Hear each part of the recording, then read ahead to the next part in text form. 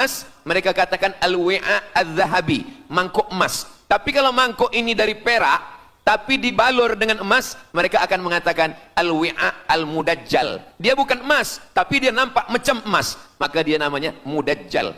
Begitu juga dengan al-masih ini. Al-masih yang betul-betul al-masih, dia adalah al-masih Isa anak Maryam. Tapi ada yang macam al-masih, bentuknya macam al-masih, macam mukjizat al-masih, tapi dia bukan al-masih. Itulah dia al-masih ad-dajjal. Sebenarnya mereka sedang menunggu al-masih ad-dajjal. Kita pula sebelum salam, kita minta perlindungan kepada Allah dari al-masih ad-dajjal. Allahumma inni a'udzubika min adzabi jahannam wa min adzabil qabri wa min fitnatil mahya wal mamat wa min syarri fitnatil masihid dajjal.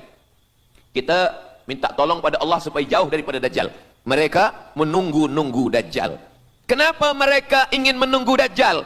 Sebab menurut mereka, bila al-masih dajjal ini datang, maka nanti kambing akan berdamai dengan serigala. Semua akan hidup tenang dan mereka akan menjadi penguasa dunia. Selain daripada Yahudi Israel adalah ghaim. Ghaim adalah keledai tunggangan. Jadi sebenarnya sesiapa saja pun yang bukan Yahudi, dia hanya akan menjadi keledai. Dan mereka ini adalah agama yang juga sebagai suku bangsa, yang juga sebagai sebuah negeri. Kita Islam, agama kita, tapi bangsa kita Melayu. Dan kita tinggal duduk, ada Melayu di Sumatera, ada Melayu di Semenanjung, ada Melayu di Kalimantan, Borneo. Melayu tersebar di beberapa negara. Tapi Yahudi tiga. Yahudi sebagai agama, Yahudi sebagai bangsa, Yahudi sebagai negeri. Mereka ingin mewujudkan ketiga-tiga ini menjadi satu. Kami bangsa Yahudi, kami agama Yahudi, dan kami punya negeri Yahudi. Itulah keinginan mereka. Maka mereka sedang menantikan raja mereka. Raja mereka adalah Al-Masih Ad-Dajjal. Dan Al-Masih Ad-Dajjal ini akan turun kalau syarat-syarat ini mereka penuhi. Kata Syekh Fargallah dalam subjek Al-Milal wan Nihal. Maka yang pertama diminta oleh Al-Masih Ad-Dajjal ini adalah semua Yahudi kembali kepada bumi Israel. Mereka mengatakan itu bumi punya dia dan semua akan kembali. Rupa-rupanya mereka tiada punya negeri. Sama macam nasib orang Kurdi. Kurdi ada di Turki, Kurdi ada di Irak, Kurdi ada di beberapa belahan bumi. Syekh Amin Al-Kurdi, mursyid tarekat Naqsabandiyah di Mesir, orang Kurdi, tapi duduk di Mesir. Syekh Muhammad Said Ramadan Al-Buti, orang Kurdi, tapi duduk di Suriah. Salahuddin Al-Ayyubi, orang Kurdi, tapi dia raja di Mesir. Mereka pun di seluruh dunia ada, tapi mereka tak ada punya negeri. Maka mereka ingin mengambil Palestina, mereka ingin kembali ke negeri yang menurut mereka inilah adalah hadiah daripada Tuhan, kerana Tuhan kalah bertarung dengan nenek moyang mereka bernama Israel menurut hikayat mereka. Yang ini semuanya adalah asatirul awalin, hanya dongeng-dongeng nenek moyang mereka zaman silam. Lalu kemudian datanglah Theodor Herzl menghadap kepada Sultan Abdul Hamid, Sultan Turki. Mereka ingin membayar dengan ratusan keping emas. Apa kata Sultan Abdul Hamid? Dulu Palestina itu diambil dengan darah dan nyawa, maka saya tidak akan memberikannya dengan emas. Lalu kemudian apa yang terjadi? Mereka menghalau Sultan Abdul Hamid dengan seorang lelaki bernama Mustafa Kemal Ataturk. Lalu kemudian hilanglah khilafah Islamiyah. Ketika khilafah Islamiyah tahun 1924 ini jatuh, hilang, tumbang, maka ketika itu umat Islam tidak lagi ada pelindung. Dan ketika itulah mereka mengambil Palestina. Mereka merebut, mereka mengambil, seperti yang dikatakan Sayyidina Muhammad sallallahu alaihi wasallam, kamu akan diperebutkan seperti makanan yang ada di atas meja makan. Satu mengambil kakinya, satu merebut kepalanya, satu mengambil dadanya, dan tercabik-cabik, dicakar, dimakan, dipotong. Tak ada satu pun yang peduli. Alhamdulillah, kita malam ini masih peduli. Kita sedang mengajarkan kepada belia-belia, kita sedang mengajarkan kepada pemuda-pemuda Islam. Mudah-mudahan sampai anak cucu kita sampai hari kiamat masih lagi peduli kepada Palestina, insya-Allah. Allahu Akbar. Semua Yahudi kembali ke Palestina. Maka sekarang mereka sudah berkumpul. Berapa jumlah mereka?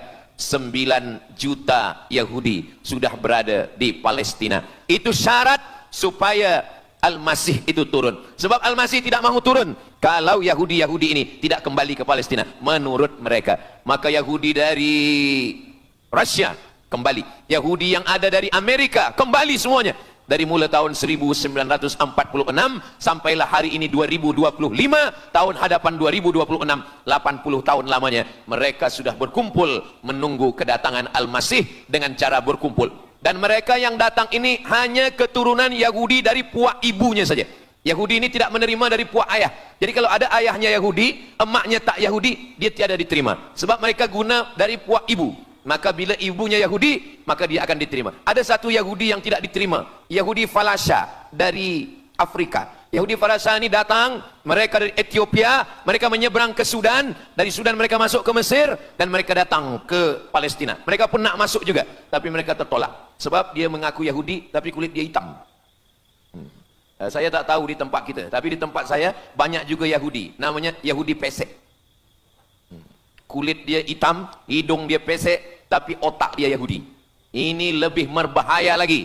Mereka menyebarkan kebencian. Jadi sebenarnya Yahudi adalah makhluk yang paling unsuri, rasisme. Mereka tiada menerima selain daripada Yahudi. Siapapun yang datang ingin mengaku orang Yahudi, kalau ditengok nasabnya tidak sesuai daripada ibu, dia tidak akan diterima. Sedarlah wahai orang yang membela-bela Yahudi. Wahai orang yang membela Yahudi, kalau kamu bukan Yahudi, maka kamu tidak akan diterima. Kerana Yahudi adalah agama, Yahudi adalah bangsa, dan Yahudi adalah negeri. Mereka ingin mewujudkan ini. Maka berdatanganlah Yahudi beramai-ramai, lalu mereka pun turun ke Palestina. Sampai hari ini mereka terus berdatangan. Lalu kemudian yang kedua, syarat Yahudi didatangi oleh Al-Masih, Mesias, mereka mesti menanam tanaman yang hijau. Jadi kalau mereka bayangkan, Al-Masih ini sedang berada di langit, dia selalu memandang ke bawah. Dia tengok, Yahudi dah berkumpul atau belum? Kalau berkumpul dia tak nak turun. Bila dah berkumpul semua ramai, baru dia turun. Dah berkumpul 5 juta, dia belum juga turun. Dah berkumpul 9 juta, dia belum juga turun. Rupanya yang kedua, dia ingin supaya tanah Palestina itu hijau. Bila nanti dah hijau semua, baru dia turun. Dan tanaman yang hijau itu pun dia yang memilihkan tanamannya. Tanamannya adalah yang disebutkan Nabi 14 abad silam, Syajaratul Gharqad. Nanti semua akan membela umat Islam. Sampai-sampai batu berkata, apa kata batu? Ya abdallah, wahai hamba Allah, hadza Yahudi khalfi, ini di belakang saya ada Yahudi, faktulhu, bunuhlah dia. Kata Nabi, jangankan manusia, batu pun membela umat Islam.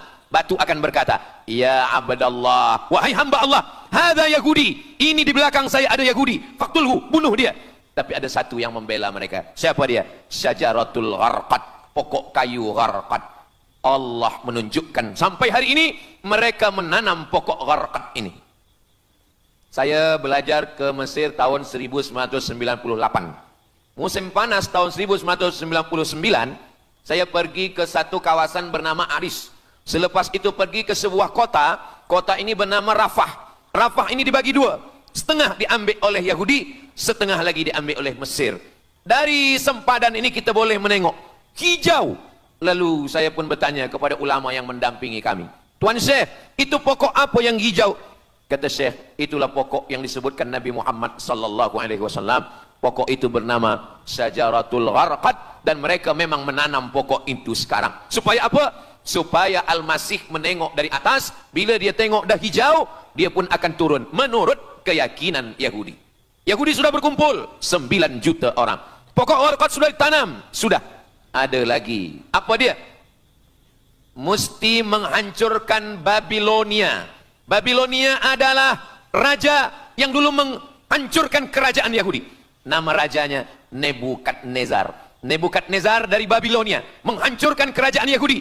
Maka Yahudi ini pendendam. Orang yang paling dendam di atas dunia ini adalah Yahudi. Nebukadnezar sudah lama musnah, tapi dendam mereka kepada Irak sampai hari ini. Babilonia itu adalah Irak. Maka siapapun yang menjadi penguasa, pasti mereka akan perintahkan untuk menghantam Irak. Dari mula George Bush sampailah sekarang, Irak selalu dihantam. Dituduh bahwa Irak ada punya senjata membunuh manusia. Mereka katakan bahawa Saddam Hussein ini ada memiliki senjata yang boleh menghancurkan peradaban manusia. Akhirnya mereka membunuh Saddam Hussein. Apa yang terjadi? Sampai hari ini Saddam Hussein tiada memiliki apapun untuk menghancurkan umat manusia. Jadi sebenarnya adalah ini agenda daripada Yahudi. Mereka ingin menghancurkan Babilonia, dan Babilonia itu adalah Irak pada zaman modern sekarang ini. Setiap penguasa pasti menghancurkan Irak sebab mereka amat sangat benci dan dendam kesumat kepada Irak. Ada buku judulnya Al-Yahud fi Masr, orang Yahudi di Mesir. Lalu kemudian seorang jenderal Yahudi bernama Musa Dayan buta matanya sebelah. Lalu Musa Dayan ini meminta kepada Presiden Prancis bernama De Gaulle. Lalu De Gaulle pun menelpon Presiden Mesir bernama Anwar Sadat. Bukunya ada, saya simpan di rumah.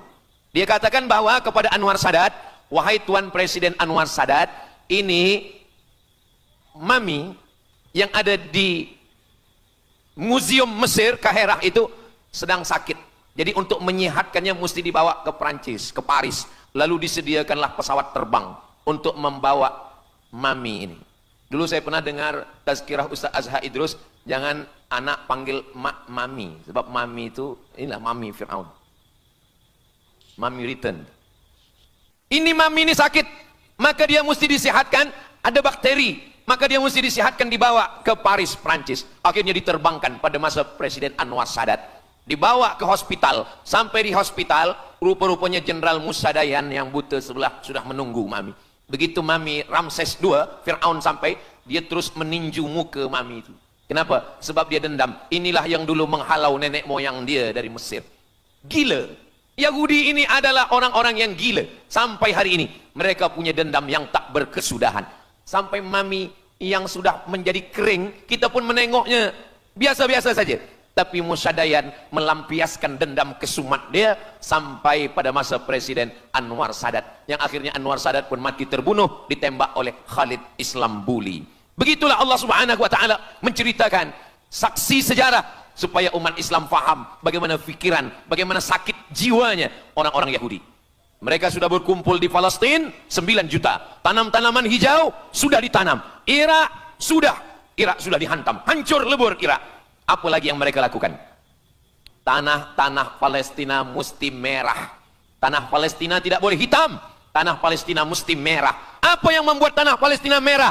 Merah kerana darah budak-budak, anak-anak yang tak berdosa dari Palestina. Jadi kalau ada orang yang hari ini terheran-heran, mengapa mereka membunuh budak kecil? Mengapa mereka menjatuhkan bom untuk menghancurkan rumah, membunuh perempuan yang hamil tiada berdosa? Tapi bila orang faham, dia mengerti. Sesungguhnya mereka ingin supaya darah anak-anak yang tiada berdosa itu tumpah. Kalau darah itu sudah tumpah, disitulah mereka menantikan supaya Al-Masih, Mesiah itu turun membela. Sebab itu adalah raja di raja mereka. Apa yang terjadi sebenarnya hari ini? Yang terjadi sebenarnya adalah mereka membangun, membina sebuah kerajaan dari khayal, dari fikiran gila. Maka ada seorang yang tidak percaya kepada Allah, dia atheist, dia tak percaya kepada Tuhan, namanya Roger Jarroudi. Tapi akhirnya dia dapat hidayah, dia masuk Islam. Selepas masuk Islam, dia tulis buku bahwa Israel Yahudi mendirikan negara berdasarkan mitologi, berdasarkan khurafat, berdasarkan kisah-kisah bohong, dusta. Tapi mereka percaya dengan dusta itu. Lalu kemudian Roger Jarroudi ditangkap oleh pemerintah Prancis, dimasukkan ke dalam penjara. Bukunya diterjemahkan ke dalam bahasa Arab, diterjemahkan ke dalam bahasa Melayu. Roger Jarroudi, bagaimana orang Yahudi Israel membina kerajaan negara berdasarkan khayal, berdasarkan tipu, berdasarkan dusta, berdasarkan mitologi, berdasarkan asatirul awalin, dongeng-dongeng daripada nenek moyang mereka dulu. Lalu kemudian hari ini kita sudah menengok darah itu sudah tumpah merata-rata di tanah Palestina. Kenapa Al-Masih, Mesiah belum juga turun? Kenapa belum datang juga Mesiah yang mereka tunggu itu? Rupanya ada syarat lagi yang belum. Apa dia? Mereka mesti membina satu yang disebut dengan Haikal Sulaiman, Temple of King Solomon.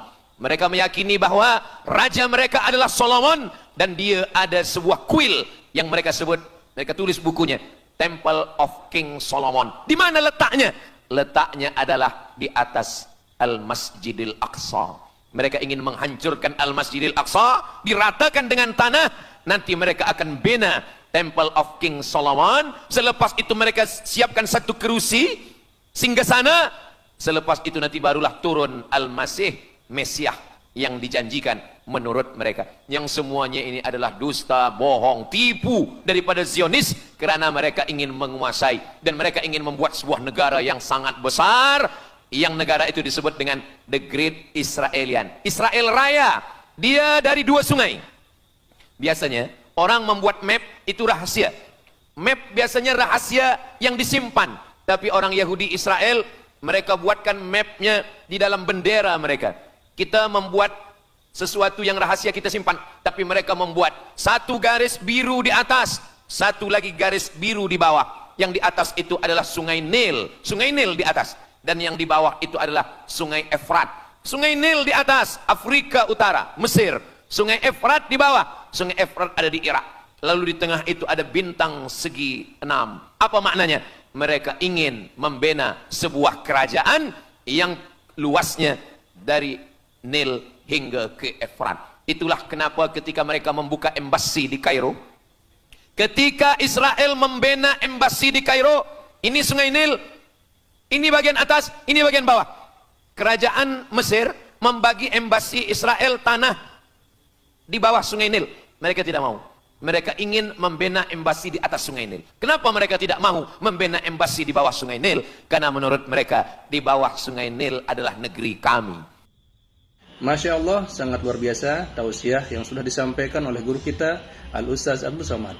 Sahabat beriman yang dimuliakan Allah, tetaplah di channel ini karena kajian ini belum selesai dan masih banyak lagi hal-hal menarik yang akan disampaikan oleh beliau. Mari kita lanjutkan kembali. Selamat mendengarkan.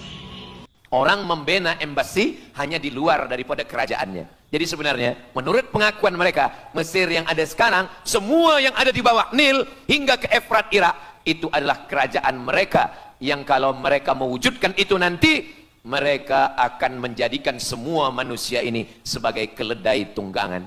Alhamdulillah, itu disampaikan oleh Syekh Fargallah. Lalu kemudian kami membacanya, mempelajarinya, beliau bacakan di kelas, dan hari ini saya amat sangat bersenang hati. Tapi kita tetap susah hati dengan Palestina. Saya merasa senang hati sebab saya boleh menyampaikannya kepada para belia pemuda muslimin muslimat yang hadir malam ini. Macam mana suara saya, jelas tak jelas? Jelas. Yang saya sampaikan ini boleh faham?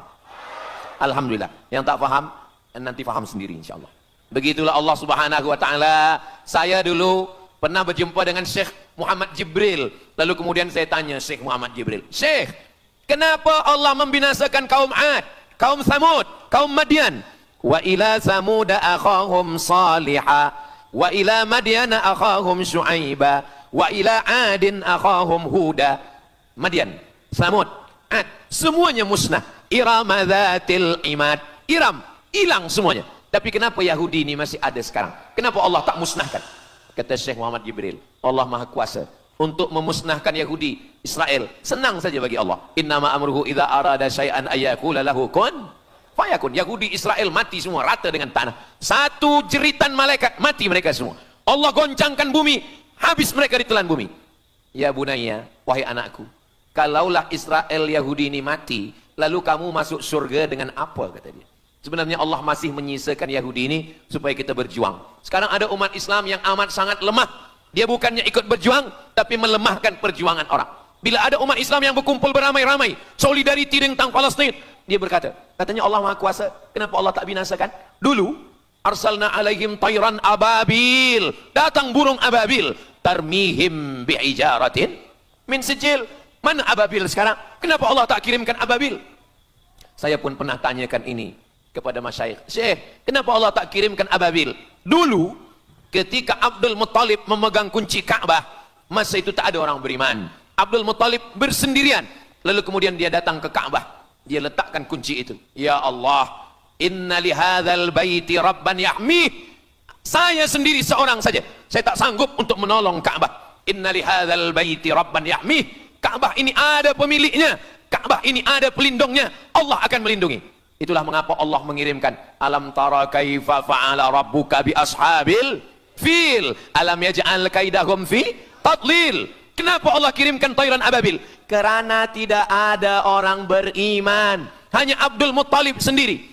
Tapi sekarang 2 miliar orang beriman yang bersyahadat asyhadu an la ilaha illallah wa asyhadu anna muhammadan rasulullah. Itulah kenapa Allah tidak mengirimkan tayran ababil. Itulah kenapa Allah tidak membuatkan goncangan. Itulah kenapa. Tapi sedikit banyak Allah mulai menurunkan pertolongannya. Kalau sudah datang pertolongan Allah Subhanahu wa taala, idza jaa nasrullah, kalau sudah datang pertolongan Allah, idza jaa nasrullah wal fath, kemenangan. Wa ra'aitan nasa yadkhuluna fi dinillahi afwaja. Insyaallah, alaysa subuhu biqarib. Subuh tak lama lagi. Pertolongan Allah pasti datang. Nasrum minallah wa fathun qarib. Hasbunallah wa ni'mal wakil. Ni'mal maula wa ni'man nasir. Wala haula wala quwata illa billahil aliyil azim. Kalau kita seorang cikgu, kalau kita seorang ulama, sampaikanlah kepada umat. Sebagai seorang ayah, sampaikan kepada anak. Sebagai seorang ahli keluarga, kita mesti ingatkan, buatkan baju dengan lambang, simbol, bendera penderitaan Palestina. Kalau kita menonton dengan keluarga di rumah, tontonkan bagaimana penderitaan anak-anak di Palestina. Saya di rumah ada gambar besar, gambar Palestina. Sehingga setiap kali tamu datang, kita bercerita, dia tanya, ini gambar apa nih Ustaz? Inilah gambar saudara kita yang sedang teraniaya di Palestina. Malam ini kita guna sorban, kita pakai sorban yang mengingatkan kita kepada Palestina. Apapun yang kita lakukan, jangan lupa menyampaikan khutbah Jumat, qunut nazilah, Allahumma ansuril Islam wal muslimina fi Palestina. Silahul mu'min, doa silahul mu'min. Kalau kita tiada senjata lagi, maka sesungguhnya doa. Man lam yahtam bi amril muslimin, siapa yang tak peduli kepada penderitaan saudaranya di Palestina, falaisa minhum, dia tidak diakui sebagai umat Nabi Muhammad sallallahu alaihi wasallam. Orang beriman bukan setakat sembahyang subuh, zuhur, asar, maghrib, isya. Orang beriman bukan setakat ditengok berapa kali dia ke Baitullah haji dan umrah, tapi orang beriman bagaimana perasaan dia kepada saudaranya. Maka kata Nabi SAW, la yu'minu ahadukum, kamu tidak beriman, kalaupun kamu beriman, belum sempurna, hatta yuhibba li akhi, sampai engkau sayang kepada saudaramu. Ma yuhibbu li nafsih, sayang kepada saudara seperti sayang pada diri sendiri. Kalau anak saudara kita di Palestina teraniaya, kita lebih teraniaya. Kalau pipi kita dicubit sakit, begitu juga dengan saudara kita di Palestina. Kita memang hidup pada zaman yang susah, yang payah. Beruntunglah datuk nenek moyang kita 100 tahun yang lampau.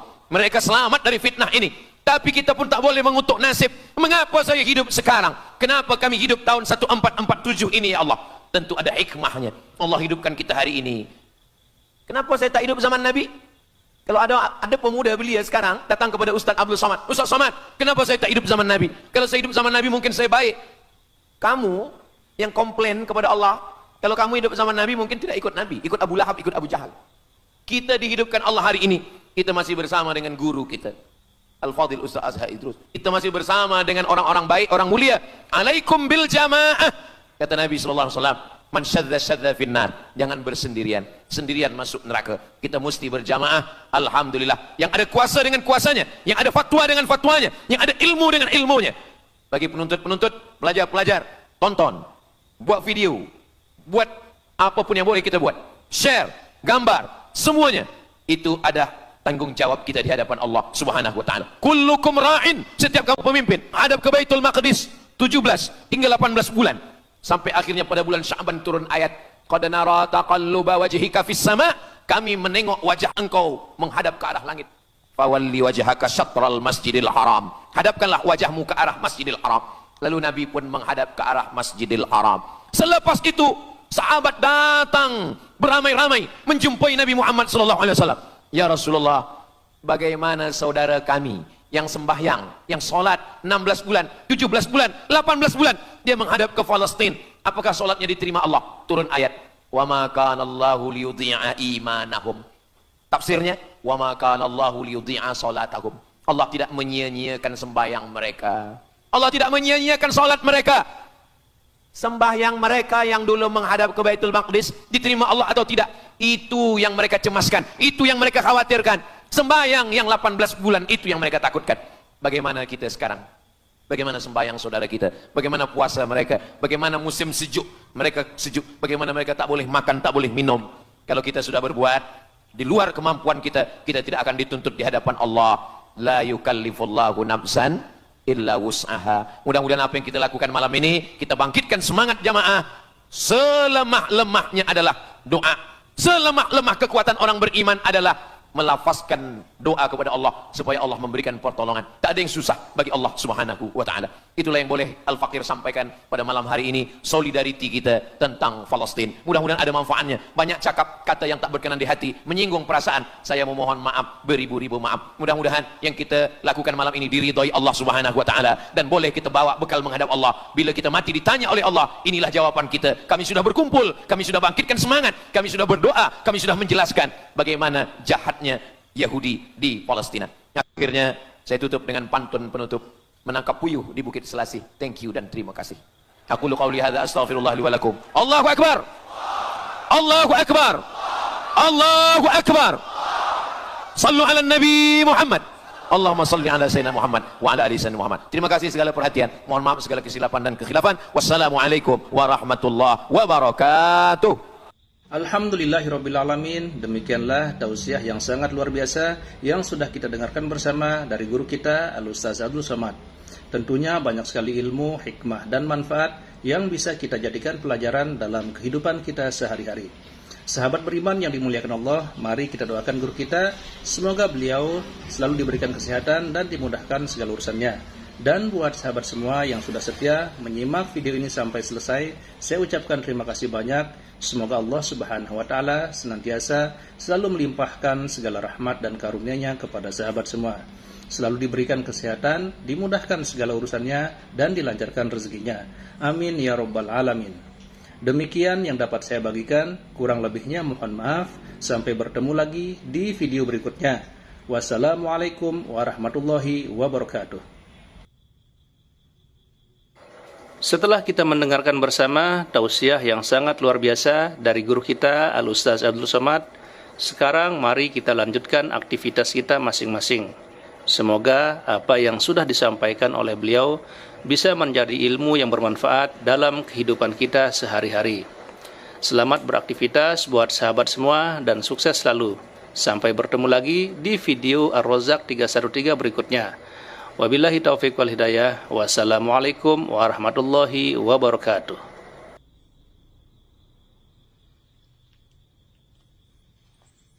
Bismillahirrahmanirrahim. Assalamualaikum warahmatullahi wabarakatuh. Alhamdulillahirrabbilalamin. Wassalatu wassalamu ala asyrafil anbiya'i wal mursalin Sayyidina Muhammadin wa ala alihi wa sahbihi ajma'in, amma ba'du.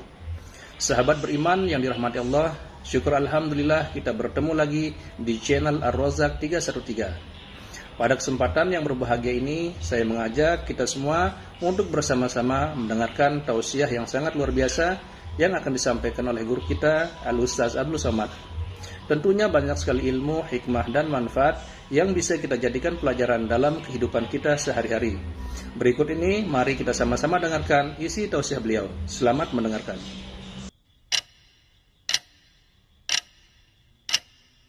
Mengapa Israel ini ingin betul mengambil Palestina ini? Apa yang ada di Palestina?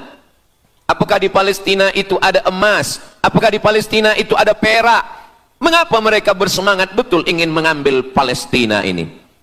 Pada tahun 2007, Al-Faqir Abdul Somad, saya menterjemah satu buku berbahasa Arab, judulnya Tarikh Ad-Diyanah Al-Yahudiyah, ditulis oleh seorang ulama daripada Al-Iskandariyah, Mesir.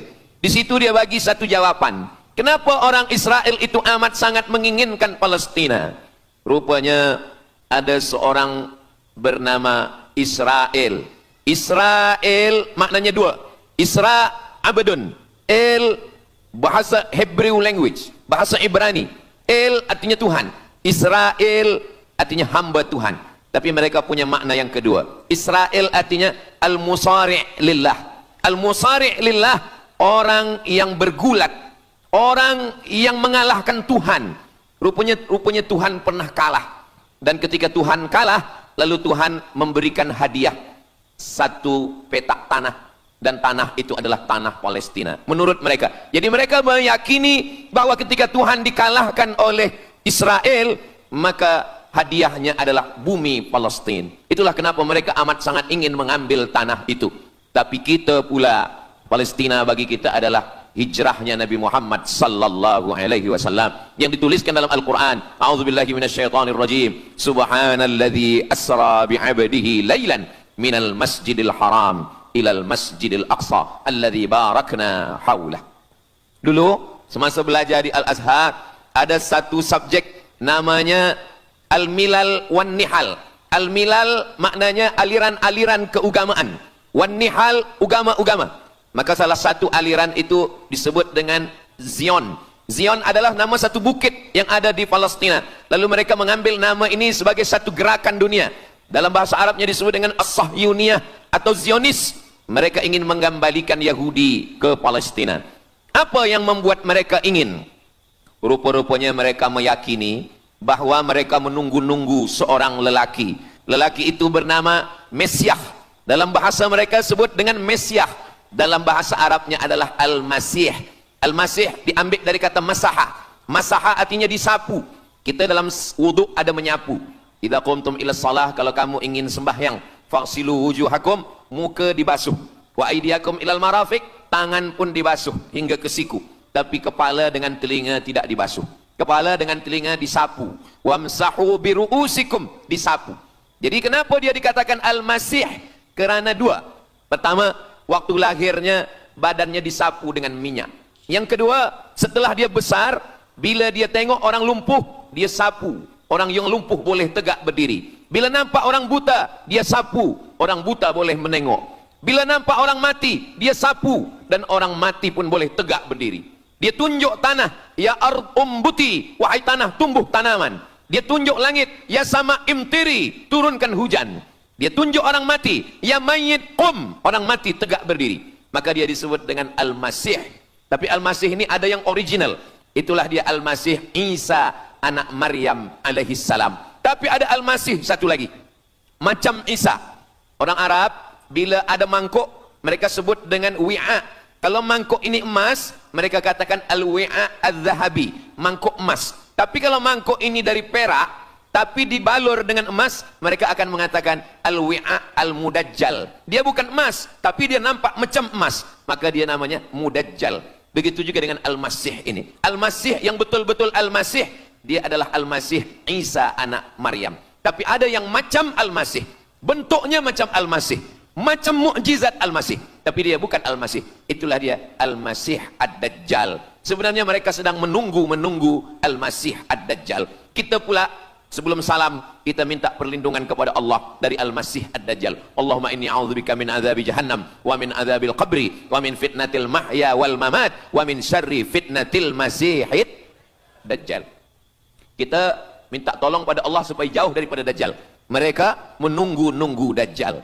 Kenapa mereka ingin menunggu Dajjal? Sebab menurut mereka, bila Al-Masih Dajjal ini datang, maka nanti kambing akan berdamai dengan serigala. Semua akan hidup tenang dan mereka akan menjadi penguasa dunia. Selain daripada Yahudi Israel adalah ghaim. Ghaim adalah keledai tunggangan. Jadi sebenarnya sesiapa saja pun yang bukan Yahudi, dia hanya akan menjadi keledai. Dan mereka ini adalah agama yang juga sebagai suku bangsa, yang juga sebagai sebuah negeri. Kita Islam, agama kita, tapi bangsa kita Melayu.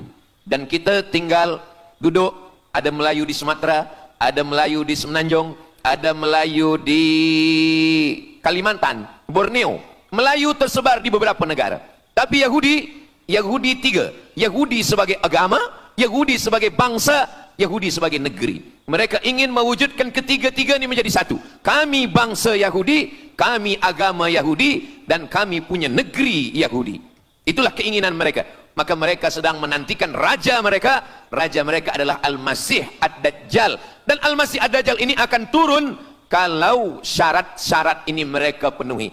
Kata Syekh Fargallah dalam subjek Al-Milal wan Nihal. Maka yang pertama diminta oleh Al-Masih Ad-Dajjal ini adalah semua Yahudi kembali kepada bumi Israel. Mereka mengatakan itu bumi punya dia dan semua akan kembali. Rupa-rupanya mereka tiada punya negeri. Sama macam nasib orang Kurdi. Kurdi ada di Turki, Kurdi ada di Irak, Kurdi ada di beberapa belahan bumi. Syekh Amin Al-Kurdi, mursyid tarekat Naqsabandiyah di Mesir, orang Kurdi, tapi duduk di Mesir. Syekh Muhammad Said Ramadan Al-Buti, orang Kurdi, tapi duduk di Suriah. Salahuddin Al-Ayyubi, orang Kurdi, tapi dia raja di Mesir. Mereka pun di seluruh dunia ada, tapi mereka tak ada punya negeri. Maka mereka ingin mengambil Palestina, mereka ingin kembali ke negeri yang menurut mereka inilah adalah hadiah daripada Tuhan, karena Tuhan kalah bertembung, bertarung dengan nenek moyang mereka bernama Israel menurut hikayat mereka. Yang ini semuanya adalah asatirul awalin, hanya dongeng-dongeng nenek moyang mereka zaman silam. Lalu kemudian datanglah Theodor Herzl menghadap kepada Sultan Abdul Hamid, Sultan Turki. Mereka ingin membayar dengan ratusan keping emas. Apa kata Sultan Abdul Hamid? Dulu Palestina itu diambil dengan darah dan nyawa, maka saya tidak akan memberikannya dengan emas. Lalu kemudian apa yang terjadi? Mereka menghalau Sultan Abdul Hamid dengan seorang lelaki bernama Mustafa Kemal Atatürk.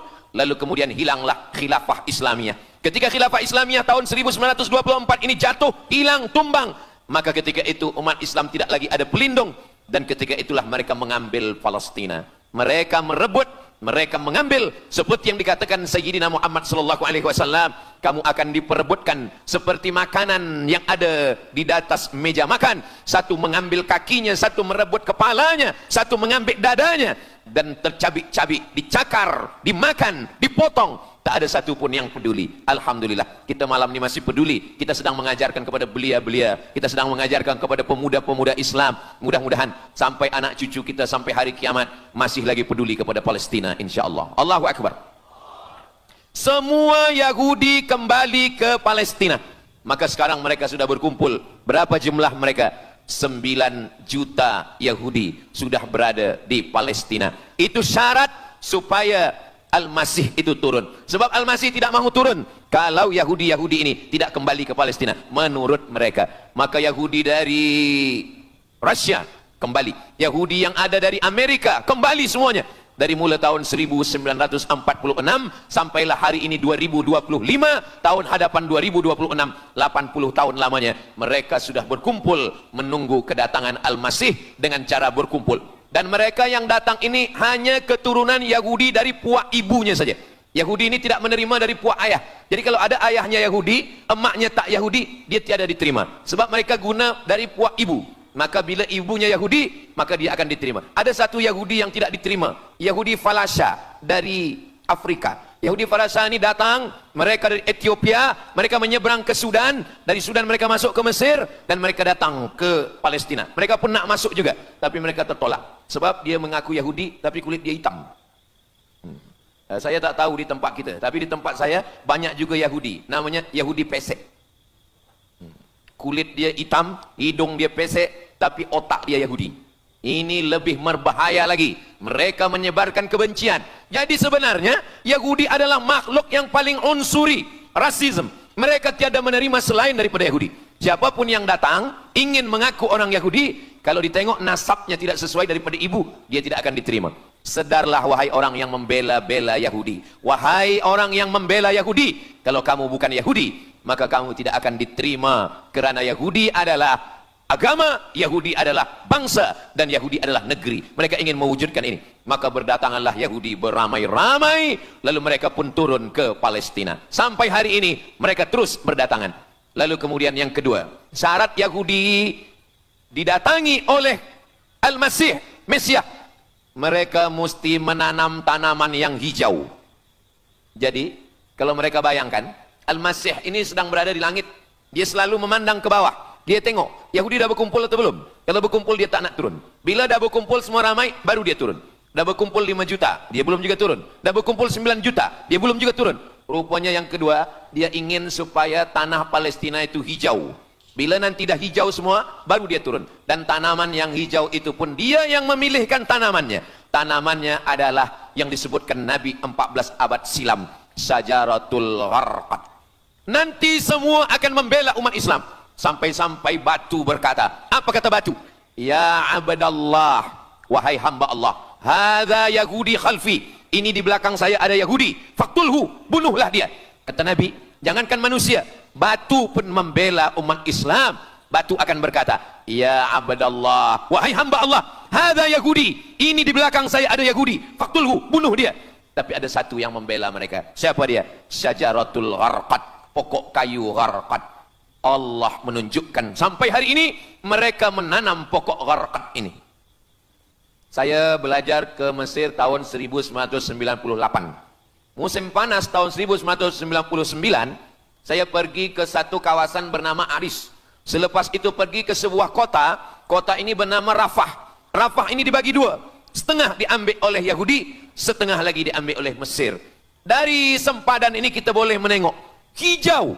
Lalu saya pun bertanya kepada ulama yang mendampingi kami, Tuan Syekh, itu pokok apa yang hijau? Kata Syekh, itulah pokok yang disebutkan Nabi Muhammad sallallahu alaihi wasallam.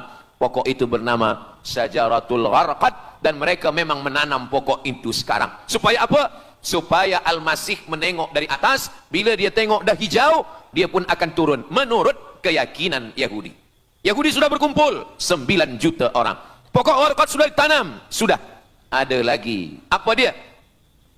Mesti menghancurkan Babilonia. Babilonia adalah raja yang dulu menghancurkan kerajaan Yahudi. Nama rajanya Nebukadnezar. Nebukadnezar dari Babilonia menghancurkan kerajaan Yahudi. Maka Yahudi ini pendendam. Orang yang paling dendam di atas dunia ini adalah Yahudi. Nebukadnezar sudah lama musnah, tapi dendam mereka kepada Irak sampai hari ini. Babilonia itu adalah Irak. Maka siapapun yang menjadi penguasa, pasti mereka akan perintahkan untuk menghantam Irak. Dari mula George Bush sampailah sekarang, Irak selalu dihantam. Dituduh bahwa Irak ada punya senjata membunuh manusia. Mereka katakan bahwa Saddam Hussein ini ada memiliki senjata yang boleh menghancurkan peradaban manusia. Akhirnya mereka membunuh Saddam Hussein. Apa yang terjadi? Sampai hari ini Saddam Hussein tiada memiliki apapun untuk menghancurkan umat manusia. Jadi sebenarnya adalah ini agenda daripada Yahudi. Mereka ingin menghancurkan Babilonia, dan Babilonia itu adalah Irak pada zaman modern sekarang ini. Setiap penguasa-penguasa pasti menghancurkan Irak, sebab mereka amat sangat benci dan dendam kesumat kepada Irak. Ada buku judulnya Al-Yahud fi Masr, orang Yahudi di Mesir. Lalu kemudian seorang jenderal Yahudi bernama Musa Dayan. Musa Dayan buta matanya sebelah. Lalu Musa Dayan ini meminta kepada Presiden Prancis bernama De Gaulle. Lalu De Gaulle pun menelpon Presiden Mesir bernama Anwar Sadat. Bukunya ada, saya simpan di rumah. Dia katakan bahwa kepada Anwar Sadat, wahai Tuan Presiden Anwar Sadat, ini mami yang ada di Museum Mesir Kaherah itu sedang sakit. Jadi untuk menyehatkannya mesti dibawa ke Prancis, ke Paris. Lalu disediakanlah pesawat terbang untuk membawa mami ini. Dulu saya pernah dengar tazkirah Ustaz Azhar Idrus, jangan anak panggil mami, sebab mami itu inilah mami Fir'aun, mami return. Ini mami ini sakit, maka dia mesti disehatkan. Ada bakteri, maka dia mesti disehatkan, dibawa ke Paris, Prancis. Akhirnya diterbangkan pada masa Presiden Anwar Sadat, dibawa ke hospital. Sampai di hospital, rupa-rupanya Jenderal Musa Dayan yang buta sebelah sudah menunggu mami. Begitu mami Ramses II, Fir'aun sampai, dia terus meninju muka mami itu.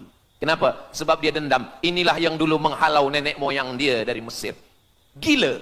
Yahudi ini adalah orang-orang yang gila. Sampai hari ini mereka punya dendam yang tak berkesudahan. Sampai mami yang sudah menjadi kering, kita pun menengoknya biasa-biasa saja. Tapi Musa Dayan melampiaskan dendam kesumat dia sampai pada masa Presiden Anwar Sadat, yang akhirnya Anwar Sadat pun mati terbunuh, ditembak oleh Khalid Islambuli. Begitulah Allah Subhanahu wa taala menceritakan saksi sejarah supaya umat Islam faham bagaimana fikiran, bagaimana sakit jiwanya orang-orang Yahudi. Mereka sudah berkumpul di Palestina 9 juta. Tanam-tanaman hijau sudah ditanam. Irak sudah dihantam, hancur lebur Irak. Apa lagi yang mereka lakukan? Tanah Palestina mesti merah. Tanah Palestina tidak boleh hitam. Tanah Palestina mesti merah. Apa yang membuat tanah Palestina merah? Merah kerana darah budak-budak, anak-anak yang tak berdosa dari Palestina. Jadi kalau ada orang yang hari ini terheran-heran, mengapa mereka membunuh budak kecil? Mengapa mereka menjatuhkan bom untuk menghancurkan rumah, membunuh perempuan yang hamil tiada berdosa? Tapi bila orang faham, dia mengerti, sesungguhnya mereka ingin supaya darah anak-anak yang tiada berdosa itu tumpah. Kalau darah itu sudah tumpah, disitulah mereka menantikan supaya Al-Masih, Mesias itu turun membela. Sebab itu adalah raja di raja mereka. Apa yang terjadi sebenarnya hari ini? Yang terjadi sebenarnya adalah mereka membangun, membina sebuah kerajaan dari khayal, dari fikiran gila. Maka ada seorang yang tidak percaya kepada Allah, dia atheist, dia tak percaya kepada Tuhan, namanya Roger Jarroudi. Tapi akhirnya dia dapat hidayah, dia masuk Islam. Selepas masuk Islam, dia tulis buku bahwa Israel, Yahudi mendirikan negara berdasarkan mitologi, berdasarkan khurafat, berdasarkan kisah-kisah bohong, dusta. Tapi mereka percaya dengan dusta itu. Lalu kemudian Roger Jarroudi ditangkap oleh pemerintah Prancis, dimasukkan ke dalam penjara. Bukunya diterjemahkan ke dalam bahasa Arab, diterjemahkan ke dalam bahasa Melayu. Roger Jarroudi, bagaimana orang Yahudi Israel membina kerajaan negara berdasarkan khayal, berdasarkan tipu, berdasarkan dusta, berdasarkan mitologi, berdasarkan asatirul awalin, dongeng-dongeng daripada nenek moyang mereka dulu. Lalu kemudian hari ini kita sudah menengok, darah itu sudah tumpah merata-rata di tanah Palestina. Kenapa Al-Masih, Mesias belum juga turun? Kenapa belum datang juga Mesias yang mereka tunggu itu? Rupanya ada syarat lagi yang belum. Apa dia? Mereka mesti membina satu yang disebut dengan Haikal Sulaiman, Temple of King Solomon. Mereka meyakini bahwa raja mereka adalah Solomon, dan dia ada sebuah kuil yang mereka sebut, mereka tulis bukunya, Temple of King Solomon. Di mana letaknya? Letaknya adalah di atas Al-Masjidil Aqsa. Mereka ingin menghancurkan Al-Masjidil Aqsa, diratakan dengan tanah. Nanti mereka akan bina Temple of King Solomon. Selepas itu mereka siapkan satu kerusi singgasana. Selepas itu nanti barulah turun Al-Masih, Mesias yang dijanjikan menurut mereka. Yang semuanya ini adalah dusta, bohong, tipu daripada Zionis, kerana mereka ingin menguasai dan mereka ingin membuat sebuah negara yang sangat besar, yang negara itu disebut dengan The Great Israelian, Israel Raya. Dia dari dua sungai. Biasanya orang membuat map itu rahasia. Map biasanya rahasia yang disimpan. Tapi orang Yahudi Israel, mereka buatkan mapnya di dalam bendera mereka. Kita membuat sesuatu yang rahasia kita simpan, tapi mereka membuat satu garis biru di atas, satu lagi garis biru di bawah. Yang di atas itu adalah sungai Nil, sungai Nil di atas, dan yang di bawah itu adalah sungai Efrat. Sungai Nil di atas, Afrika Utara, Mesir. Sungai Efrat di bawah, sungai Efrat ada di Irak. Lalu di tengah itu ada bintang segi 6. Apa maknanya? Mereka ingin membina sebuah kerajaan yang luasnya dari Nil hingga ke Efrat. Itulah kenapa ketika mereka membuka embasi di Kairo, ketika Israel membina embasi di Kairo, ini sungai Nil, ini bagian atas, ini bagian bawah. Kerajaan Mesir membagi embasi Israel tanah di bawah sungai Nil. Mereka tidak mau.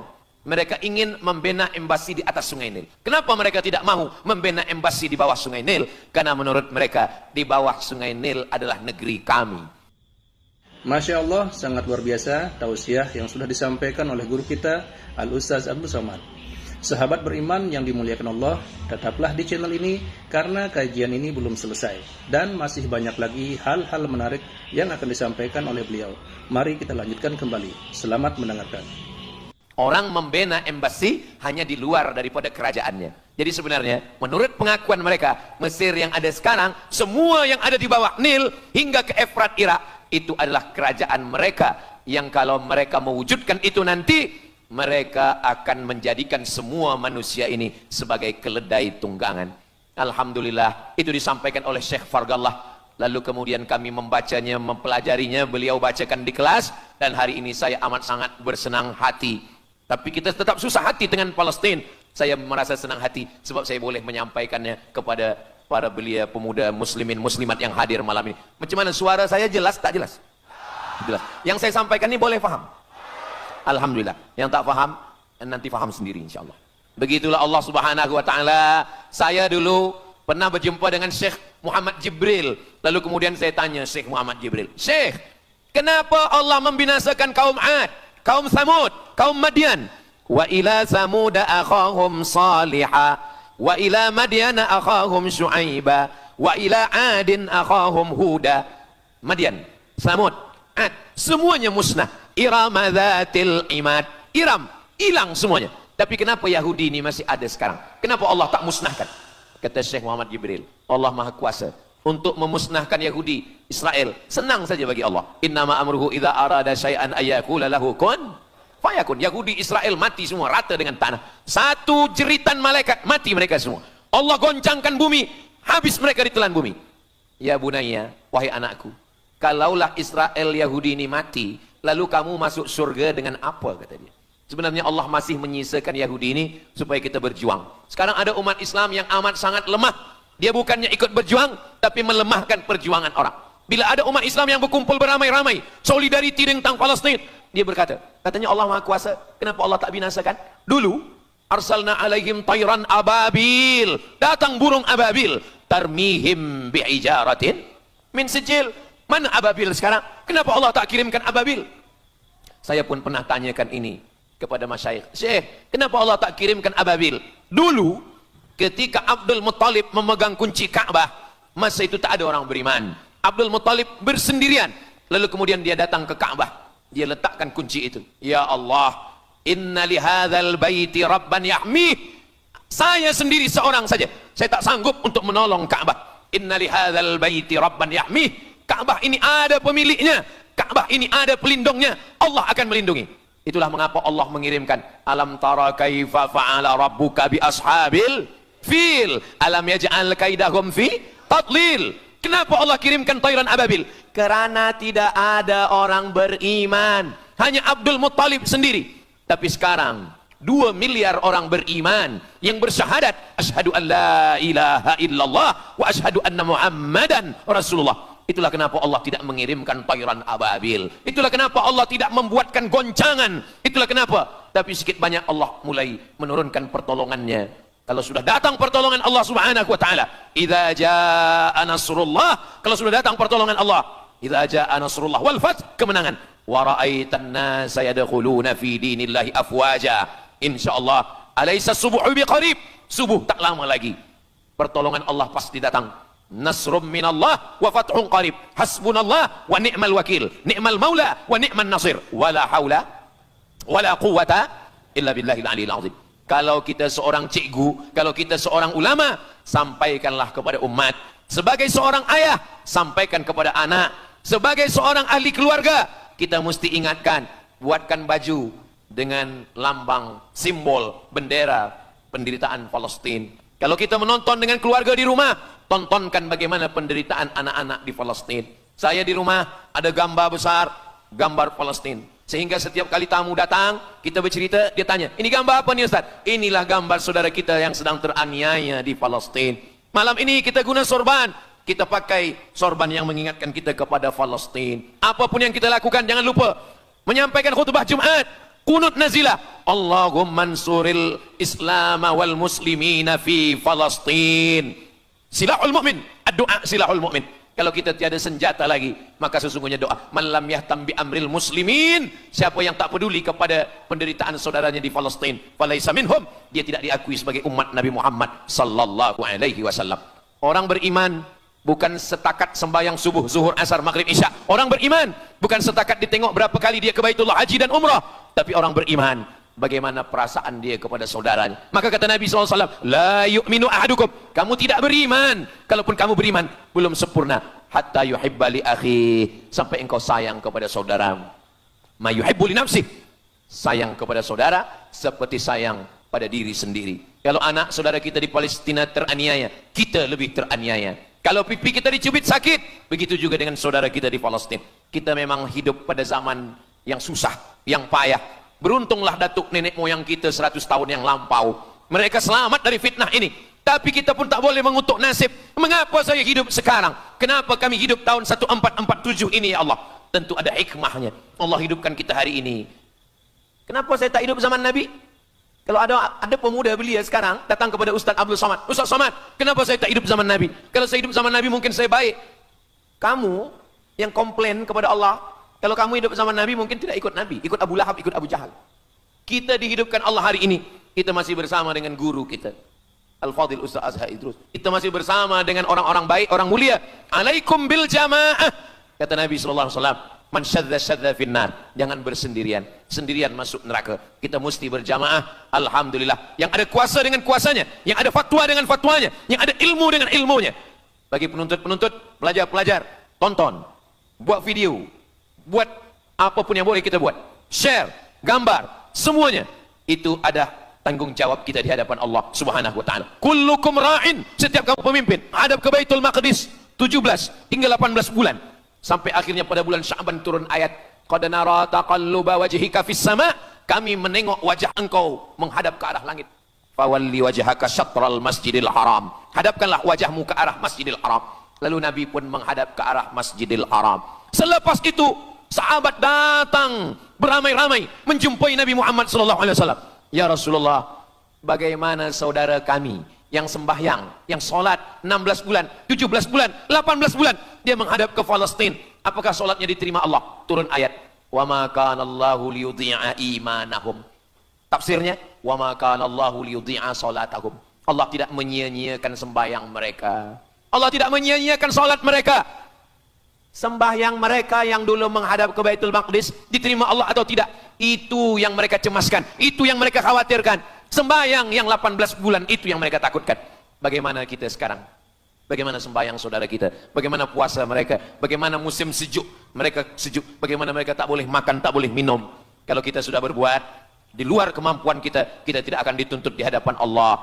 La yukallifullahu nafsan illa wus'aha. Mudah-mudahan apa yang kita lakukan malam ini, kita bangkitkan semangat jamaah.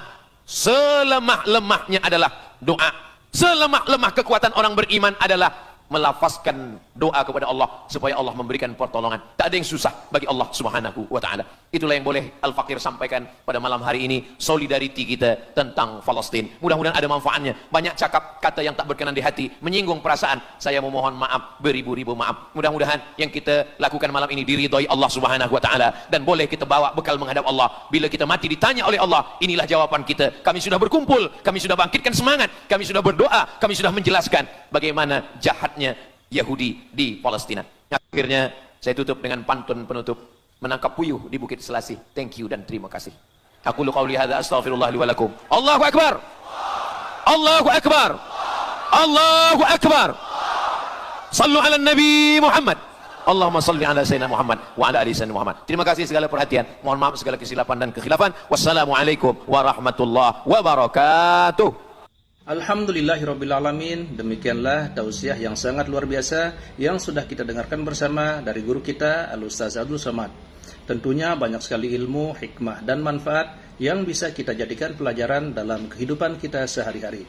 Sahabat beriman yang dimuliakan Allah, mari kita doakan guru kita, semoga beliau selalu diberikan kesehatan dan dimudahkan segala urusannya. Dan buat sahabat semua yang sudah setia menyimak video ini sampai selesai, saya ucapkan terima kasih banyak. Semoga Allah Subhanahu wa taala senantiasa selalu melimpahkan segala rahmat dan karunia-Nya kepada sahabat semua. Selalu diberikan kesehatan, dimudahkan segala urusannya dan dilancarkan rezekinya.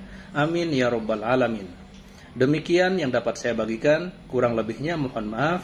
Sampai bertemu lagi di video berikutnya. Wassalamualaikum warahmatullahi wabarakatuh. Setelah kita mendengarkan bersama tausiah yang sangat luar biasa dari guru kita Al-Ustaz Abdul Somad, sekarang mari kita lanjutkan aktivitas kita masing-masing. Semoga apa yang sudah disampaikan oleh beliau bisa menjadi ilmu yang bermanfaat dalam kehidupan kita sehari-hari. Selamat beraktivitas buat sahabat semua dan sukses selalu. Sampai bertemu lagi di video Ar-Razzaq 313 berikutnya. Wabillahi taufiq wal hidayah. Wassalamualaikum warahmatullahi wabarakatuh.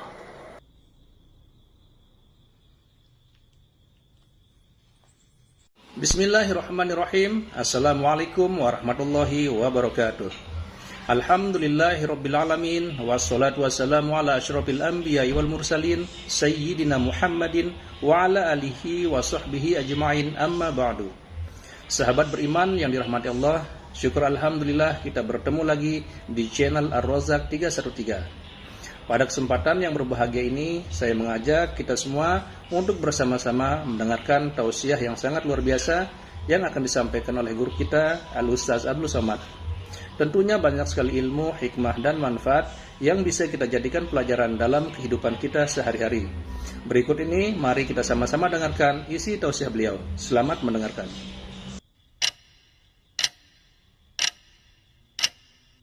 Mengapa Israel ini ingin betul mengambil Palestina ini? Apa yang ada di Palestina? Apakah di Palestina itu ada emas? Apakah di Palestina itu ada perak? Mengapa mereka bersemangat betul ingin mengambil Palestina ini? Pada tahun 2007, Al-Faqir Abdul Somad, saya menterjemah satu buku berbahasa Arab, judulnya Tarikh Ad-Diyanah Al-Yahudiyah, ditulis oleh seorang ulama daripada Al-Iskandariyah, Mesir. Di situ dia bagi satu jawaban. Kenapa orang Israel itu amat sangat menginginkan Palestina? Rupanya ada seorang bernama Israel. Israel maknanya dua. Isra abdun. El bahasa Hebrew language, bahasa Ibrani. El artinya Tuhan. Israel artinya hamba Tuhan. Tapi mereka punya makna yang kedua. Israel artinya al-musari' lillah. Al-musari' lillah, orang yang bergulat, orang yang mengalahkan Tuhan. Rupanya Tuhan pernah kalah, dan ketika Tuhan kalah, lalu Tuhan memberikan hadiah satu petak tanah, dan tanah itu adalah tanah Palestina menurut mereka. Jadi mereka meyakini bahwa ketika Tuhan dikalahkan oleh Israel, maka hadiahnya adalah bumi Palestina. Itulah kenapa mereka amat sangat ingin mengambil tanah itu. Tapi kita pula, Palestina bagi kita adalah hijrahnya Nabi Muhammad sallallahu alaihi wasallam yang dituliskan dalam Al-Qur'an. A'udzubillahi minasyaitonir rajim. Subhanalladzi asra bi'abdihi lailan minal masjidil haram ilal masjidil aqsa alladzi barakna haulah. Dulu semasa belajar di Al-Azhar ada satu subjek namanya Al-Milal wan Nihal. Al-Milal maknanya aliran-aliran keugamaan. Wan Nihal ugama-ugama. Maka salah satu aliran itu disebut dengan Zion. Zion adalah nama satu bukit yang ada di Palestina. Lalu mereka mengambil nama ini sebagai satu gerakan dunia. Dalam bahasa Arabnya disebut dengan As-Sahyuniyah atau Zionis. Mereka ingin mengembalikan Yahudi ke Palestina. Apa yang membuat mereka ingin? Rupa-rupanya mereka meyakini bahwa mereka menunggu-nunggu seorang lelaki. Lelaki itu bernama Mesiah. Dalam bahasa mereka sebut dengan Mesiah. Dalam bahasa Arabnya adalah Al-Masih. Al-Masih diambil dari kata masaha. Masaha artinya disapu. Kita dalam wudhu ada menyapu. Idza qumtum ila shalah, kalau kamu ingin sembahyang, faghsilu wujuhakum, muka dibasuh. Wa aydiyakum ilal marafiq, tangan pun dibasuh hingga ke siku. Tapi kepala dengan telinga tidak dibasuh. Kepala dengan telinga disapu. Wamsahu biru'usikum, disapu. Jadi kenapa dia dikatakan Al-Masih? Kerana dua. Pertama, waktu lahirnya badannya disapu dengan minyak. Yang kedua, setelah dia besar, bila dia tengok orang lumpuh, dia sapu. Orang yang lumpuh boleh tegak berdiri. Bila nampak orang buta, dia sapu. Orang buta boleh menengok. Bila nampak orang mati, dia sapu. Dan orang mati pun boleh tegak berdiri. Dia tunjuk tanah, ya ard umbuti, wahai tanah tumbuh tanaman. Dia tunjuk langit, ya sama imtiri, turunkan hujan. Dia tunjuk orang mati, ya mayyit qum, orang mati tegak berdiri. Maka dia disebut dengan Al-Masih. Tapi Al-Masih ini ada yang original. Itulah dia Al-Masih Isa anak Maryam alaihi salam. Tapi ada Al-Masih satu lagi. Macam Isa. Orang Arab bila ada mangkuk, mereka sebut dengan wi'a. Kalau mangkuk ini emas, mereka katakan al-wi'a al-zahabi, mangkuk emas. Tapi kalau mangkuk ini dari perak, tapi dibalur dengan emas, mereka akan mengatakan al-wi'a al-mudajjal. Dia bukan emas, tapi dia nampak macam emas, maka dia namanya mudajjal. Begitu juga dengan Al-Masih ini. Al-Masih yang betul-betul Al-Masih, dia adalah Al-Masih Isa anak Maryam. Tapi ada yang macam Al-Masih, bentuknya macam Al-Masih, macam mukjizat Al-Masih, tapi dia bukan Al-Masih. Itulah dia Al-Masih Ad-Dajjal. Sebenarnya mereka sedang menunggu Al-Masih Ad-Dajjal. Kita pula Sebelum salam, kita minta perlindungan kepada Allah dari Al-Masih Ad-Dajjal. Allahumma inni a'udzubika min adzabi jahannam wa min adzabil qabri wa min fitnatil mahya wal mamat wa min syarri fitnatil masihid Dajjal. Kita minta tolong pada Allah supaya jauh daripada Dajjal. Mereka menunggu-nunggu Dajjal. Kenapa mereka ingin menunggu Dajjal? Sebab menurut mereka, bila Al-Masih Dajjal ini datang, maka nanti kambing akan berdamai dengan serigala. Semua akan hidup tenang dan mereka akan menjadi penguasa dunia. Selain daripada Yahudi Israel adalah ghaim. Ghaim adalah keledai tunggangan. Jadi sebenarnya sesiapa saja pun yang bukan Yahudi, dia hanya akan menjadi keledai. Dan mereka ini adalah agama yang juga sebagai suku bangsa, yang juga sebagai sebuah negeri. Kita Islam, agama kita, tapi bangsa kita Melayu. Dan kita tinggal duduk, ada Melayu di Sumatera, ada Melayu di Semenanjung, ada Melayu di Kalimantan, Borneo. Melayu tersebar di beberapa negara. Tapi Yahudi tiga. Yahudi sebagai agama, Yahudi sebagai bangsa, Yahudi sebagai negeri. Mereka ingin mewujudkan ketiga-tiga ini menjadi satu. Kami bangsa Yahudi, kami agama Yahudi, dan kami punya negeri Yahudi. Itulah keinginan mereka. Maka mereka sedang menantikan raja mereka. Raja mereka adalah Al-Masih Ad-Dajjal.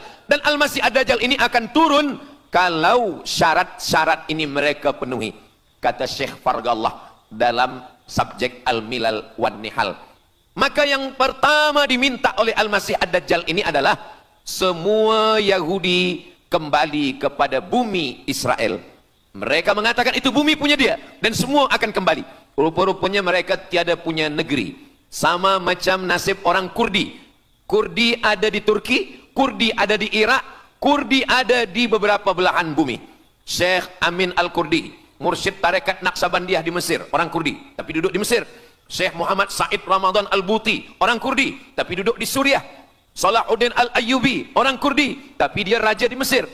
Mereka pun di seluruh dunia ada, tapi mereka tak ada punya negeri. Maka mereka ingin mengambil Palestina, mereka ingin kembali ke negeri yang menurut mereka inilah adalah hadiah daripada Tuhan, kerana Tuhan kalah bertembung, bertarung dengan nenek moyang mereka bernama Israel menurut hikayat mereka. Yang ini semuanya adalah asatirul awalin, hanya dongeng-dongeng nenek moyang mereka zaman silam.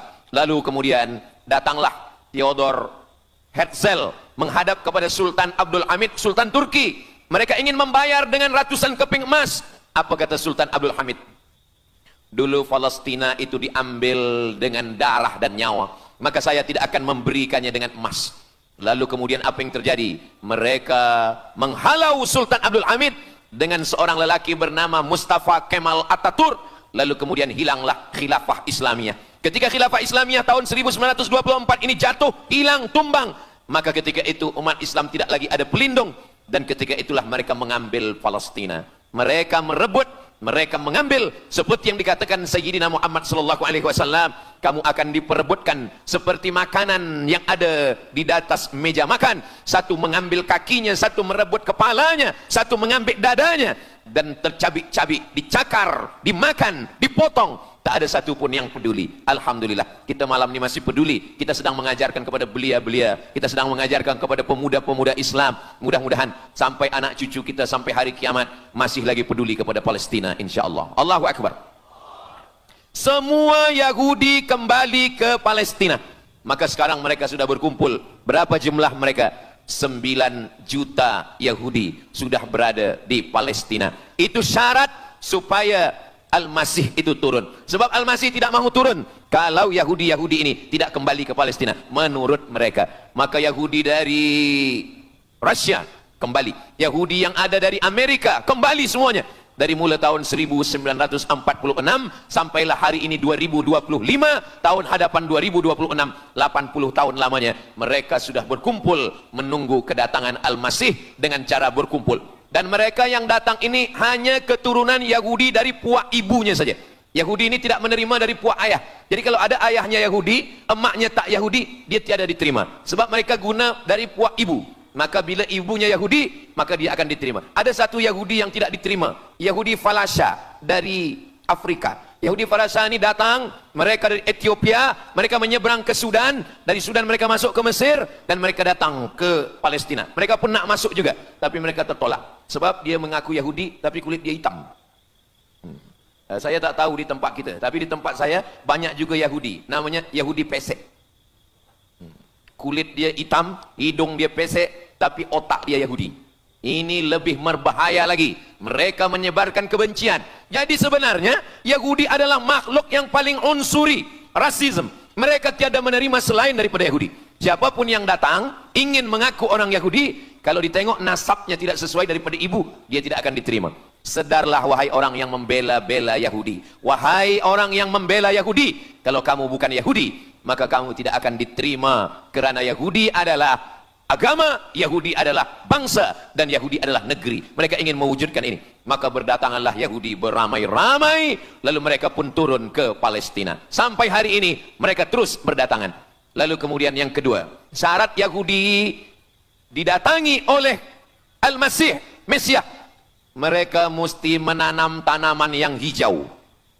Jadi kalau mereka bayangkan, Al-Masih ini sedang berada di langit, dia selalu memandang ke bawah. Dia tengok, Yahudi dah berkumpul atau belum? Kalau berkumpul dia tak nak turun. Bila dah berkumpul semua ramai, baru dia turun. Dah berkumpul 5 juta, dia belum juga turun. Dah berkumpul 9 juta, dia belum juga turun. Rupanya yang kedua, dia ingin supaya tanah Palestina itu hijau. Bila nanti dah hijau semua, baru dia turun. Dan tanaman yang hijau itu pun dia yang memilihkan tanamannya. Tanamannya adalah yang disebutkan Nabi 14 abad silam, Syajaratul Gharqad. Nanti semua akan membela umat Islam. Sampai-sampai batu berkata, apa kata batu? Ya abdallah, wahai hamba Allah, hadza Yahudi khalfi, ini di belakang saya ada Yahudi, faktulhu, bunuhlah dia. Kata Nabi, jangankan manusia, batu pun membela umat Islam. Batu akan berkata, ya abdallah, wahai hamba Allah, hadza Yahudi, ini di belakang saya ada Yahudi, faktulhu, bunuh dia. Tapi ada satu yang membela mereka. Siapa dia? Syajaratul Gharqad, pokok kayu Gharqad. Allah menunjukkan sampai hari ini mereka menanam pokok Gharqad ini. Saya belajar ke Mesir tahun 1998. Musim panas tahun 1999, saya pergi ke satu kawasan bernama Aris. Selepas itu pergi ke sebuah kota, kota ini bernama Rafah. Rafah ini dibagi dua, setengah diambil oleh Yahudi, setengah lagi diambil oleh Mesir. Dari sempadan ini kita boleh menengok hijau. Lalu saya pun bertanya kepada ulama yang mendampingi kami, Tuan Syekh, itu pokok apa yang hijau? Kata Syekh, itulah pokok yang disebutkan Nabi Muhammad sallallahu alaihi wasallam.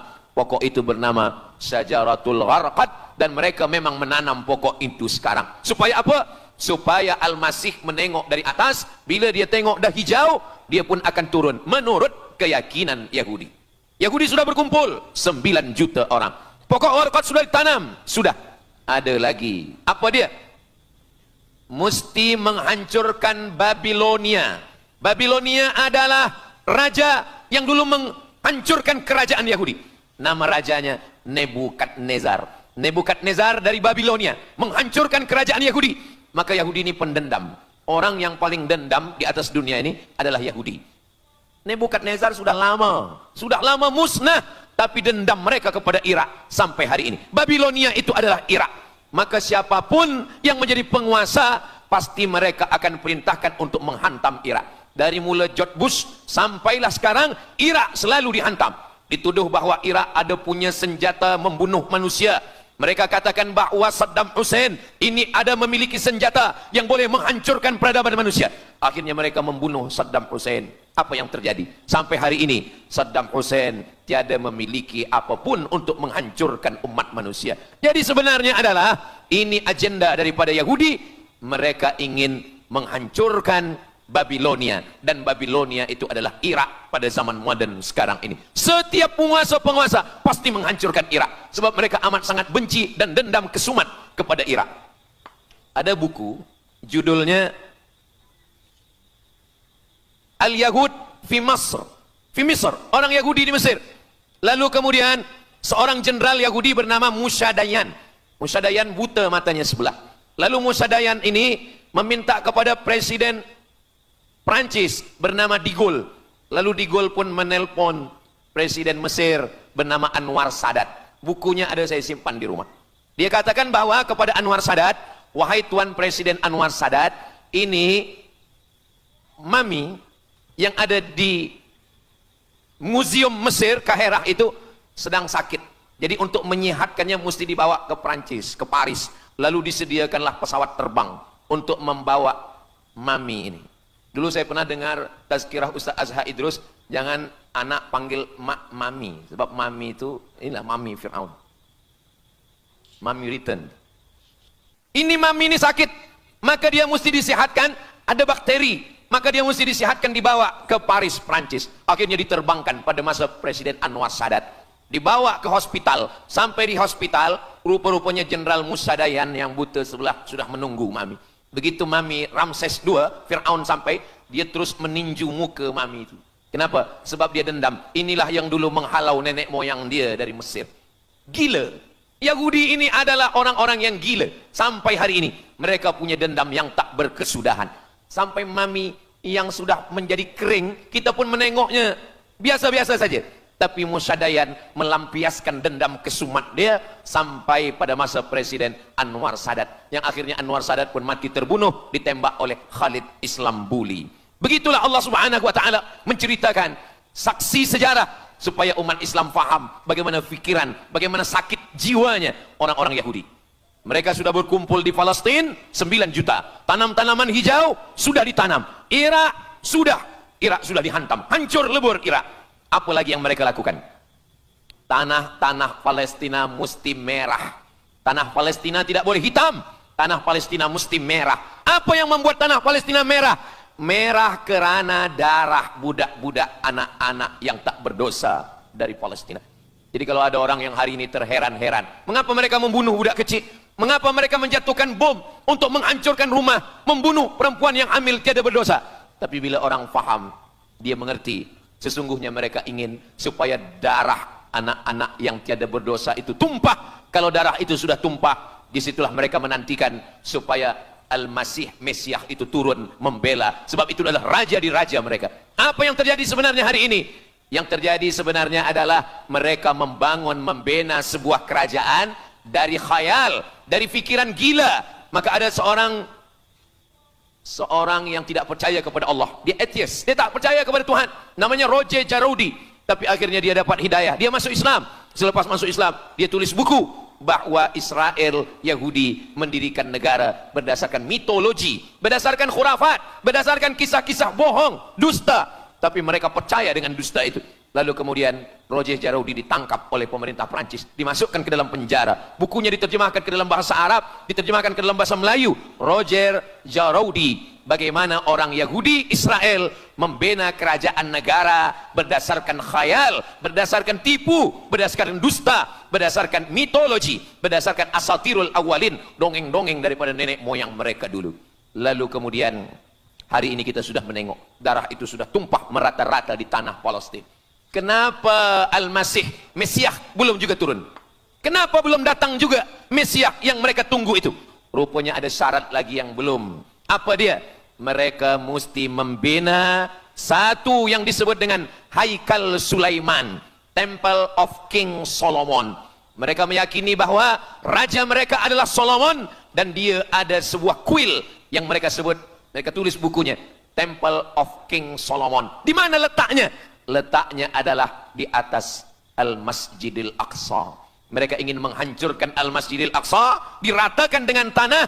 Nanti mereka akan bina Temple of King Solomon. Selepas itu mereka siapkan satu kerusi singgasana. Selepas itu nanti barulah turun Al-Masih Mesiah yang dijanjikan menurut mereka. Yang semuanya ini adalah dusta, bohong, tipu daripada Zionis, kerana mereka ingin menguasai dan mereka ingin membuat sebuah negara yang sangat besar, yang negara itu disebut dengan The Great Israelian. Israel Raya, dia dari 2 sungai. Biasanya orang membuat map itu rahasia. Map biasanya rahasia yang disimpan. Tapi orang Yahudi Israel, mereka buatkan mapnya di dalam bendera mereka. Kita membuat sesuatu yang rahasia kita simpan, tapi mereka membuat satu garis biru di atas, satu lagi garis biru di bawah. Yang di atas itu adalah sungai Nil di atas, dan yang di bawah itu adalah sungai Efrat. Sungai Nil di atas, Afrika Utara, Mesir. Sungai Efrat di bawah, Sungai Efrat ada di Irak. Lalu di tengah itu ada bintang segi 6. Apa maknanya? Mereka ingin membina sebuah kerajaan yang luasnya dari Nil hingga ke Efrat. Itulah kenapa ketika mereka membuka embasi di Kairo, ketika Israel membina embasi di Kairo, ini Sungai Nil, ini bagian atas, ini bagian bawah. Kerajaan Mesir membagi embasi Israel tanah di bawah Sungai Nil. Mereka tidak mau. Mereka ingin membina embasi di atas Sungai Nil. Kenapa mereka tidak mau membina embasi di bawah Sungai Nil? Karena menurut mereka di bawah Sungai Nil adalah negeri kami. Masya Allah, sangat luar biasa tausiah yang sudah disampaikan oleh guru kita Al-Ustaz Abdul Somad. Sahabat beriman yang dimuliakan Allah, tetaplah di channel ini karena kajian ini belum selesai dan masih banyak lagi hal-hal menarik yang akan disampaikan oleh beliau. Mari kita lanjutkan kembali. Selamat mendengarkan. Orang membina embasi hanya di luar daripada kerajaannya. Jadi sebenarnya menurut pengakuan mereka, Mesir yang ada sekarang, semua yang ada di bawah Nil hingga ke Efrat Irak, itu adalah kerajaan mereka, yang kalau mereka mewujudkan itu nanti, mereka akan menjadikan semua manusia ini sebagai keledai tunggangan. Alhamdulillah, itu disampaikan oleh Syekh Fargallah. Lalu kemudian kami membacanya, mempelajarinya, beliau bacakan di kelas, dan hari ini saya amat sangat bersenang hati. Tapi kita tetap susah hati dengan Palestina. Saya merasa senang hati sebab saya boleh menyampaikannya kepada para belia pemuda muslimin muslimat yang hadir malam ini. Macam mana suara saya, jelas tak jelas? Jelas. Yang saya sampaikan ini boleh faham? Alhamdulillah. Yang tak faham nanti faham sendiri insyaallah. Begitulah Allah Subhanahu wa taala. Saya dulu pernah berjumpa dengan Syekh Muhammad Jibril. Lalu kemudian saya tanya Syekh Muhammad Jibril, "Syekh, kenapa Allah membinasakan kaum Ad, kaum Samud, kaum Madian? Wa ila Samud akhahum Salihah, wa ila Madian akhahum Syuaiba, wa ila Adin akhahum Huda." Madian, Samud, Ad, semuanya musnah. Iram dzatil imad, Iram hilang semuanya. Tapi kenapa Yahudi ini masih ada sekarang? Kenapa Allah tak musnahkan? Kata Syekh Muhammad Jibril, Allah Maha Kuasa untuk memusnahkan Yahudi, Israel. Senang saja bagi Allah. Innama amruhu idza arada syai'an ayyaqula lahu kun fayakun. Yahudi Israel mati semua rata dengan tanah. Satu jeritan malaikat mati mereka semua. Allah goncangkan bumi, habis mereka ditelan bumi. Ya bunayya, wahai anakku, kalaulah Israel Yahudi ini mati, lalu kamu masuk surga dengan apa, kata dia. Sebenarnya Allah masih menyisakan Yahudi ini supaya kita berjuang. Sekarang ada umat Islam yang amat sangat lemah. Dia bukannya ikut berjuang, tapi melemahkan perjuangan orang. Bila ada umat Islam yang berkumpul beramai-ramai, solidariti tentang Palestin, dia berkata, katanya Allah Maha Kuasa, kenapa Allah tak binasakan? Dulu, arsalna alaihim tayran ababil, datang burung ababil, tarmihim bi'ijaratin min sijil. Mana ababil sekarang? Kenapa Allah tak kirimkan ababil? Saya pun pernah tanyakan ini kepada masyayikh. Syekh, kenapa Allah tak kirimkan ababil? Dulu, ketika Abdul Muttalib memegang kunci Ka'bah, masa itu tak ada orang beriman. Abdul Muttalib bersendirian. Lalu kemudian dia datang ke Ka'bah. Dia letakkan kunci itu. Ya Allah, inna lihadzal baiti rabban yahmih. Saya sendiri seorang saja. Saya tak sanggup untuk menolong Ka'bah. Inna lihadzal baiti rabban yahmih. Ka'bah ini ada pemiliknya, Ka'bah ini ada pelindungnya, Allah akan melindungi. Itulah mengapa Allah mengirimkan alam tara kaifa fa'ala rabbuka bi ashabil fil alam yaj'al kaidahum fi tadlil. Kenapa Allah kirimkan tayran ababil? Karena tidak ada orang beriman, hanya Abdul Muttalib sendiri. Tapi sekarang 2 miliar orang beriman yang bersyahadat asyhadu an la ilaha illallah wa asyhadu anna muhammadan rasulullah. Itulah kenapa Allah tidak mengirimkan tayran ababil. Itulah kenapa Allah tidak membuatkan goncangan. Itulah kenapa. Tapi sedikit banyak Allah mulai menurunkan pertolongannya. Kalau sudah datang pertolongan Allah Subhanahu wa taala, idza jaa nasrullah, kalau sudah datang pertolongan Allah, idza jaa nasrullah wal